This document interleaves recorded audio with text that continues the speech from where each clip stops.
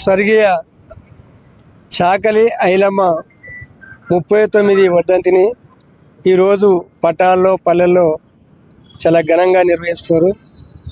ఎందుకంటే ఆమె చేసిన త్యాగాలు, ఆమె పోరాడిన ఫలితాలను గుర్తుంచుకొని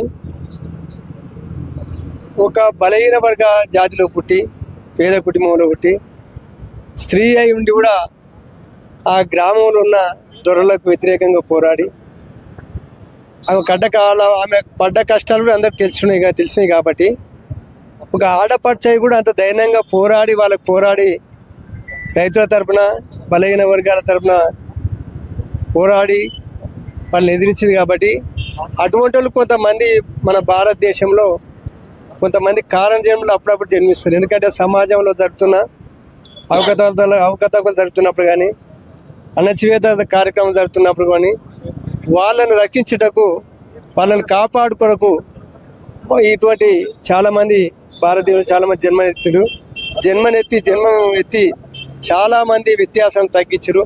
అదే అంబేద్కర్ గారి అనుకో, జ్యోతిరావు పూలే గారి అనుకోండి, అట్లా కొమరం భీము, అట్లా ఎంతోమంది పాపన్న గారు, ఇట్లా చాలామంది కొంతమంది వచ్చి అప్పుడప్పుడు సమాజంలో అవకతవకలను, అన్యాయాలను, అక్రమాలను ఎదిరించి ప్రజల తరపున నిలబడి వాళ్ళకి సహకరించినందుకు వాళ్ళని ఇట్లా వర్ధంతులు కానీ జయంతులు కానీ జరుపుకొని సంతోషంగా జరుపుకుంటారు.